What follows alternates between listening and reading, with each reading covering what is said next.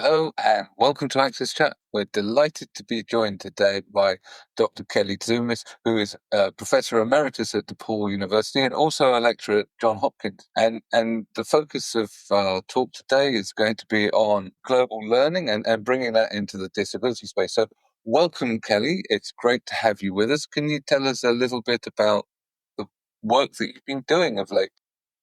Well, thank you for having me. I'm really excited to be on your podcast. I am an emeritus professor at DePaul University in the School of Public Service, and I've recently published a book on global learning, specifically how international interchanges, our virtual exchanges, can actually help us in learning about the SDGs and reaching globally around the planet with bringing students together. So this is a technique that's been used. It started in education and languages, and now we're using it, of course, after COVID, worldwide virtual exchange to bring global learning experiences right into the classroom. So for our audience, can you explain a little bit more about what you mean by virtual exchange? I'm assuming it's more than just a Zoom call.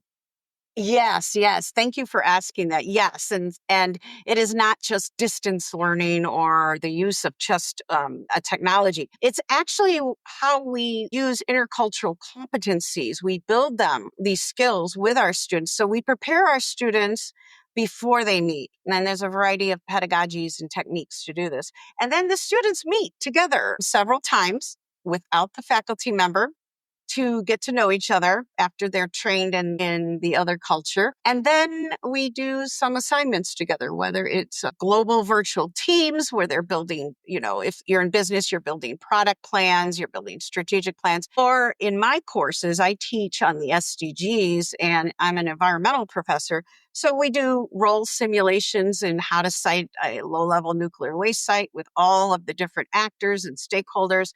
And so we do debates on nuclear waste. It's very dynamic. It's a very dynamic way. And most of all, it's an accessible way, meaning many of our students, in fact, less than 10% of our students can afford to do a study abroad. It's just not feasible in costs. It's not feasible in time, work-life balance. And for those students with disabilities, it is virtually impossible to navigate the rest of the world in a study abroad. So it opens it up. It's an inclusive way to get our students involved in meeting other students and working with other students abroad. Excellent. And I think most of our audience know what the SDGs are. That's the Sustainable Development Goals from the UN. A lot of people, obviously, when they hear the word sustainability, they immediately think about the environment. But there's lots of other elements in the SDGs as well. So disability inclusion, decent work, and all of these other elements that impact the disability and the health of people around the globe are included, but often not necessarily explicitly talked about when people are discussing the SDGs. So is that an element that you bring into the work that you're doing and foster the understanding amongst your students that sustainability doesn't just equal the environment, all of these other social elements as well? Yes, and that's one of the improvements from the Millennium Goals that we used to have under the United Nations to the SDGs. It's poverty, it's race, it's gender, it's education.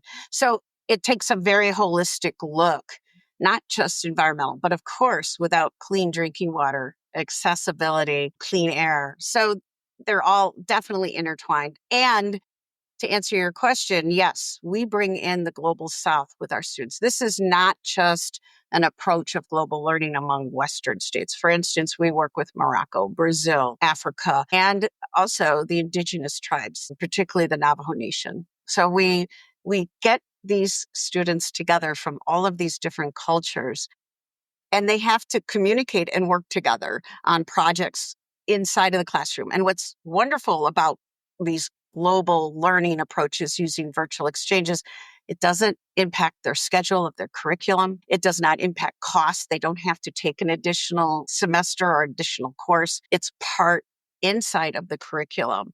And so that's really important, that embeddedness in their learning, particularly in their disciplinary courses. In the past, I have organized a few hackathons about accessibility that took place not far from university campus, and we had a lot of university students coming in.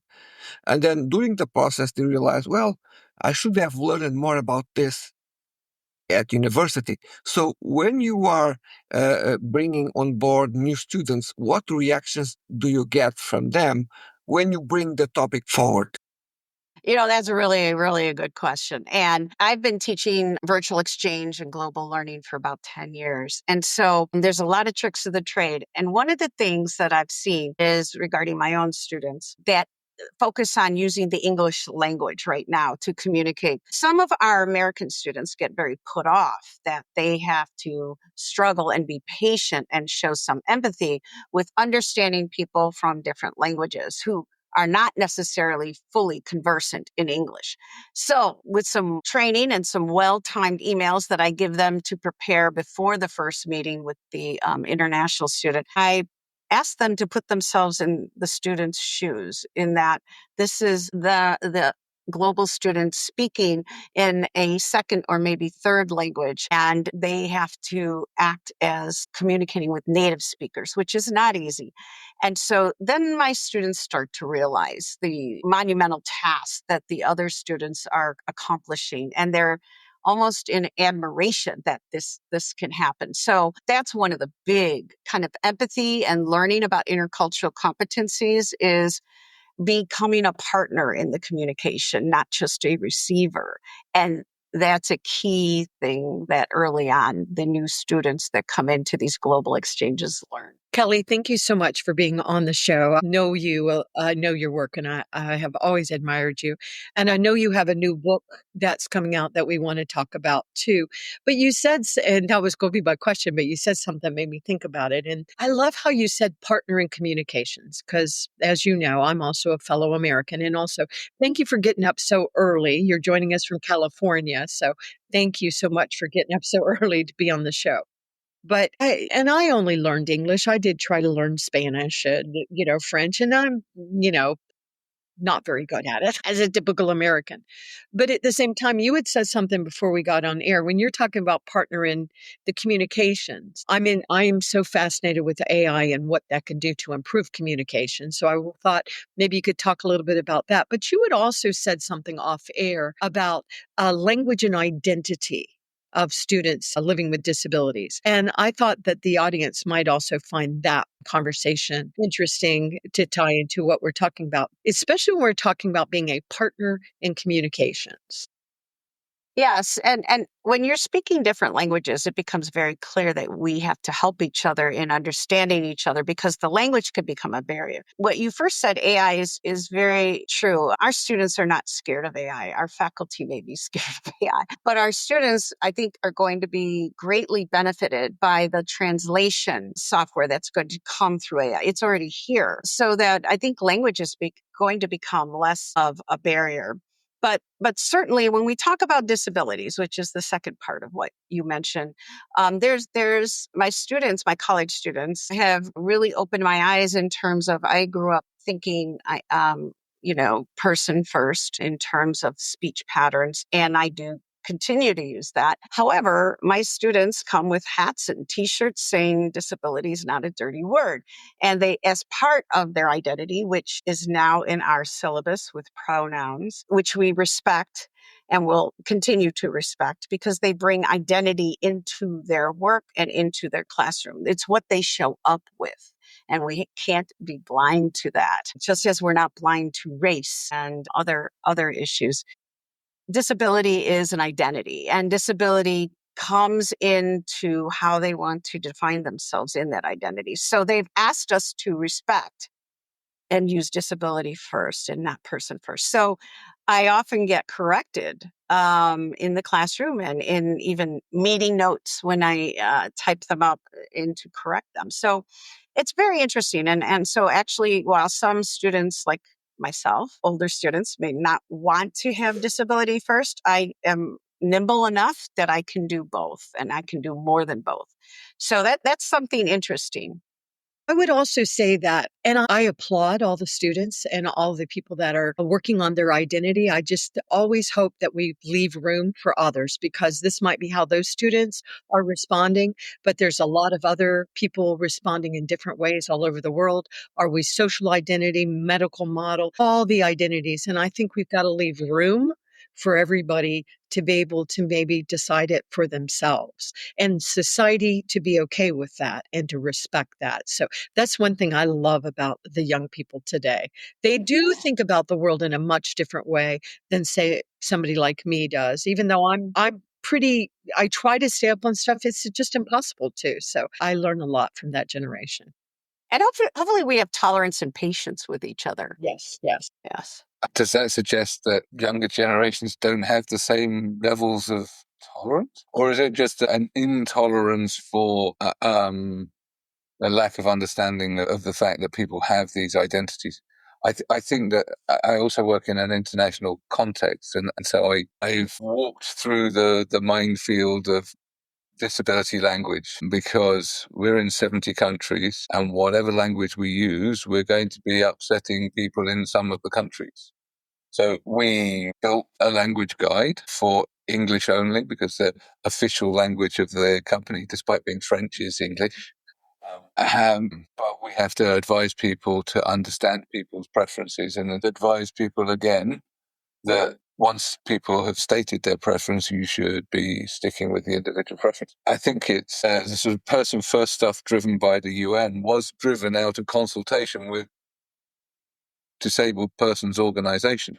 But people's opinions vary around the world, and they change with generations. So UK has often talked about disability and been scolded by people saying, no, use person first. And I think that I spend a lot of time fudging things by saying, this is John, who is disabled. So you're still acknowledging someone's identity, clearly stating that they still have an identity as a person and as a name and so on. Because I think the preferences amongst the different groups are really hard. I do my best as an individual to try and respect people's preferences, but I also don't beat myself up too much when someone is scolding me because I know that someone else is actually agreeing with me. It's almost impossible to get it right.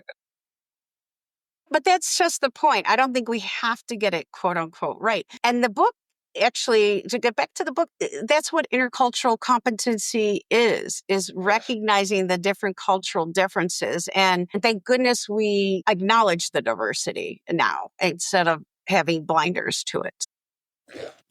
No, I think that's true. The sort of pearl clutching that we sometimes have when we see as English language disability specialists and accessibility specialists, when you still see handicap in French and Schwerbehinderten in German, which is severely disadvantaged. You know, there are still all of these classifications. You've got to sort of roll with it a little bit and understand that the differences in the linguistics and the culture and everything else. So it's great that that's in the book and that's in your teachings. To dig a bit deeper into the work of the book, what are some of the sort of the key elements that you're finding or that you've written up about that really support that intercultural understanding? Well, especially I wanted to talk about the intercultural understanding of disability and how our students bring disability into global learning. Let me give you a couple of really profound examples, and they're in the book with my co-author, Katie Holloway. We had a student, Katie Holloway, and she's one of the co-authors, so I can use her name in this particular example. And she is quoted in there in the first person from her experiences. We were playing role games, game simulations, as I mentioned earlier, and we were siting offshore wind farms, which is a real problem in the United States and continues to be, but widely accepted overseas. And so each of these students were given a script, and they were different roles, different stakeholders, which is really important for our students worldwide to understand, because these kinds of civic facilities, engineered facilities, have to go out to public approval and public acceptance. So regardless of the country you're in, And so we had students from Brazil and Morocco and the Netherlands in this particular game, and Italy. And I had several disabled students, but only I knew that, because as the professor, it's only disclosed to me. Because remember, this is a virtual exchange. And so one of the students I had in there, Katie Holloway, who is attended some conferences with me to present these results as well as co-authored, had a terrible tragedy during the period of our 10-week quarter. And it was in the middle of COVID, but the students had come back to the dormitories, and she was in a dormitory as an undergraduate. Her father had passed from COVID. And so in these little 10-week sessions, which interruption is very difficult to recover from, okay, in a quarter system, she had to go back for the funeral, okay, back to her hometown, and missed an entire week. And so she contacted me, and of course, and the university contacted me. And of course, I said, I'm going to waive this requirement. There's no way she could possibly come back. And she had signed up as a leader of the team. And I contacted her and I said, listen, we can waive this out of your grade requirement. And she told me, no, I want to do this. And I said, okay. She came back, led that team on the offshore wind farm, and was the only student in pretty much the entire time I've been teaching these role-playing games that got a unanimous vote. And she wore a mask the whole time and sat in the student building for this, where the students meet, in a cubbyhole, because the reception wasn't good in the dorms for the virtual exchange. And she got unanimous. And then, if that wasn't enough, the leader of the offshore wind farm, is considered the regulator, what we would call EPA in our country. She voted against it. So she received unanimous votes from all the stakeholders, but voted against it because she felt the environmental justice stakeholder was being underrepresented. And even though they agreed to the compromise, she could not. The partners and I were astounded, because in fact, that's what one of the learning outcomes we were trying to get across in the course. And she came back and hit the ball out of the park. And my partners, the various international partners I had in that game, did not know she was disabled and could not discern that underneath her mask. Neither could the other students. That's Profound. Yeah. Yeah. And in this case, masking a disability is not a metaphor. I work a lot in the sort of neurodivergent arena, right? Working with people with autistic spectrum conditions and neurodivergent conditions. And we talk about masking a lot because we work in business, and the way that we would perhaps feel more comfortable behaving is not the way that colleagues or customers would expect us to behave. So we actually mentally mask a lot. And so that's an area where I think that there's still a degree of lack of understanding about the amount of effort that it takes to mask and to fit into societal norms. Yeah, Maybe as I get older, I care less about it. Yeah. But it's still a significant drain on people's energy. Yeah, my colleagues internationally had no idea, because she had completely covered up from the COVID in the student center where she was sitting. And when I divulged to them, let's make her a co-author, and we brought her to Valencia. The university funded us to take her to Valencia to a conference where she received a standing ovation. And it was the last session on the last day, and I was afraid nobody was going to show up. She received a standing ovation from the entire room, and lots of people showed up. And it was, again, one of those transformative experiences for the student and for the Brazilian partner and I who attended with her. And so as co-author, when you read this chapter in the book, it's really moving, because we had her take her discussion boards in the first person, which is often done in the disability academic literature. We encourage first person writing, which we don't any other time. And she wrote in the first person from her discussion boards, her experiences during that time and the impact of coming back to the university and leading this team, and how it impacted her mental health. And I have done a couple other pieces of research, 3 other articles with colleagues on mental health and these global virtual exchanges. And we have identified the pathway through which students psychologically benefit from using these global virtual exchanges on their mental health. And it's through resiliency, development of the KSAs, and well-being. It improves their well-being by working with others outside of the US. And so I'm really happy to use these global virtual teams in our pedagogy because I know it's having a really important impact on the well-being of our students. Can I just ask you to explain KSA to our audience? Oh, I'm sorry. I'm sorry. Knowledge. I'm so sorry. Knowledge, skills, and abilities. It's widely used in the workplace in terms of position descriptions. Yes. Antonio, I know you've got a question. No, just following that and trying to find a way to get some lessons from that experience that you were telling us. What are the most common misconceptions or assumptions about disability that you have encountered in higher education, and how can we address them? That is a wonderful question and a huge question. Well, of course, if I am from the disability community, and one of the big things is disclosure. And so it's very difficult to come out as disabled because you know the discrimination and the judgments that come along with that, a long history of that.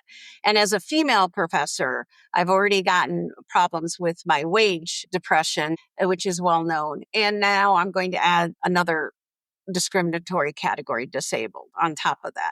So I didn't disclose for a very long time. I've been in the disability world 10 years. I graduated into it. I was not born into it. And so I know that for faculty, I created an employee resource group at DePaul with DePaul's support, in fact, and employees, students, faculty, staff do not want to disclose. And so that's the biggest problem that we have because when you don't disclose, we can't report that back and create programs, justify programs and expenditures for disabled people in the university.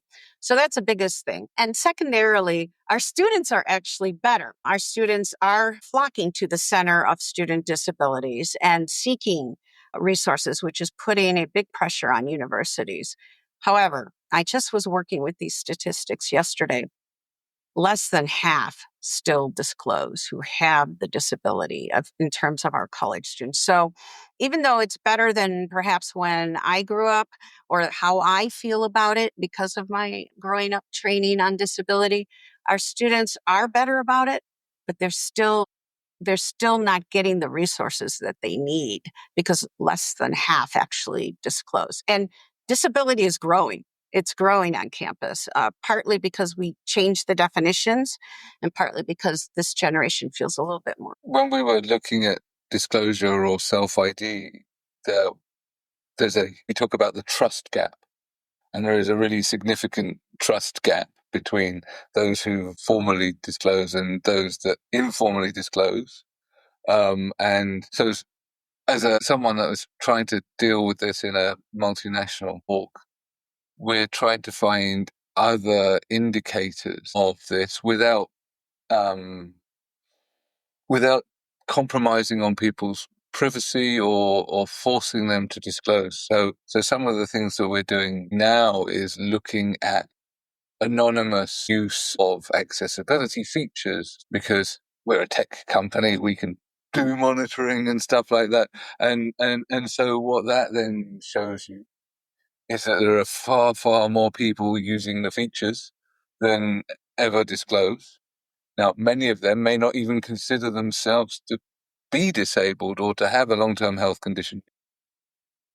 A lot of the very basic features, magnification, larger fonts, are just what people think of, I'm getting older, right? But without these, it becomes harder to read. At some point, it might become impossible to read without them. It's getting harder each day to do without them. So if we didn't have glasses, then maybe I would have a visual impairment rather than just a short sight. So I think that having some of those other metrics and indicators is useful for being able to inform the decision makers and budget holders in management.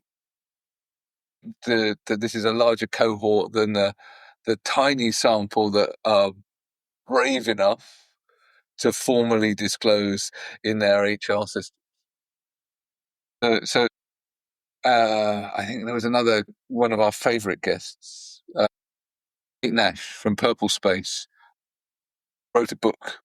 Another author that we really like called Secrets and Big News, which was all about people disclosing their disability and the barriers to wanting to do that and the reasons why it can have benefits and why it might not. But that was 15 years ago, and we're still, despite all of that, not in a position where everyone feels comfortable to do so. So I think there's plenty of work yet to be done. So before I close, is there anything final that you'd like to share with the audience about your work, or where we can find you, or where people can find your book? Yes, and may I, if you will permit, I want to give you another example Yes, of please. global learning and how we can integrate disability accommodations. This also is very interesting and shorter than the first example. I also teach with augmented virtual reality because I'm an environmental professor. I like to take my students into the environment in which I'm talking about overseas. And so I was teaching with a partner in Athens on remediation. I was a former Superfund manager here in the United States, cleaning up radioactive waste. And so my partner in Athens is an architect, and she was looking at remediating and revitalizing ancient lands. And so we partnered up, and I used augmented virtual reality with affordable goggles and YouTube. Well, as a disabled professor, I do have disabled students seeking out my classes because I do accommodate easily. And I had a blind student in that class. And so again, the university contacted me and the student contacted me. And I said, I will wait. Again, I said, I couldn't figure out a way how I could deal with this. And so I said, let me waive this because this is really unreasonable for you to complete this assignment. And once again, the student said no. And I said, okay, what do you want to do? And they said the university went and hired a clinician who looked at the 360 goggle drone footage and virtual reality footage and sat with the student. And the clinician answered all of the questions of what they were seeing in the 360, looking around. And then the student answered the prompts that were required. So I just want to say before I close that it's really important that we think creatively about accommodations in global learning and any type of learning that we do. Incorporating the learner into solving the accommodation is key instead of forcing the accommodation on top of either the employee, the staff, the faculty member, or the learner. And so I view the learner as somebody that partners with me so that I can get those learning outcomes to that learner. Now, as far as the book is available at Springer Nature Press, and I can certainly give you those online links to purchase the book. And I'm not necessarily I get no royalties from the book. So I'm not promoting something that I totally benefit from, and I am retired. So I do research now at my leisure because I enjoy it. Looks like we are going to come out with a second book. It's being proposed right now. I've met with the editor last week. This one is even bigger, and it includes 260 authors and 112 chapters. It will be 2 volumes. And we have podcasts on the current book that's out on the SDGs. This new book will also have podcasts, but it will focus on the disciplines. So, a lot of people say we can't possibly do global learning and virtual exchanges in law school or engineering or in maritime disciplines. Of course you can. And of course we do. And so we have medical doctors, we have lawyers, we have engineers, we have theater. We're doing it in theater. We're doing it in music. So the really important point of all this is we're getting more and more polarized in our world order right now. It's going to become harder in the current polarization to get students to learn about others unlike themselves, whether it's disabilities, whether it's race, or whether it's different nations and cultures. Study abroad, migration into other countries for field trips, it's getting harder. And so we still have to have those intercultural skills. We need to build them into our college learners. And so virtual exchange does this. And The current book talks about SDGs. It's 18 chapters. It's about 36 authors coming together, partners. The new book is even bigger, and we're going to go into discipline. So, in other words, learning globally is not a global studies course just in the general eds. You have to carry that through into the upper level courses and into graduate schools and professional schools. And so we show how that can be done in the second book that is on its way into production.